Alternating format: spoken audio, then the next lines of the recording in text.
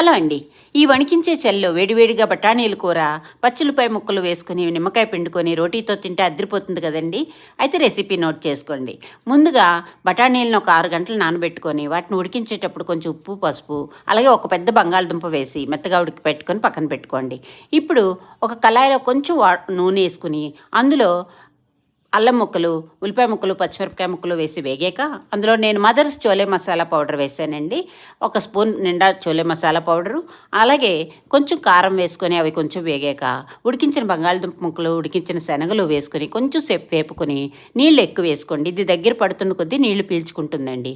దించేటప్పుడు కొంచెం కొత్తిమీర చల్లుకొని దించేస్తే మన కూర రెడీ అయిపోయిందండి. దీన్ని వేడివేడిగా ఒక ప్లేట్లోకి వేసుకొని దాని మీద పచ్చి ఉల్లిపాయ ముక్కలు, పచ్చిమిరపకాయ ముక్కలు, కొత్తిమీర వేసుకొని దాని మీద నిమ్మకాయ పిండుకొని ఉంటే కొంచెం పల్లీలు, వేయించిన పల్లీలు, అలాగే కొంచెం సేవ్ వేసుకొని తింటే రోటీతో అద్దరిపోతుందండి. తప్పకుండా ట్రై చేయవలసిన రెసిపీ. అలాగే నా వీడియో నచ్చితే ప్లీజ్ లైక్ చేయండి. Thank you.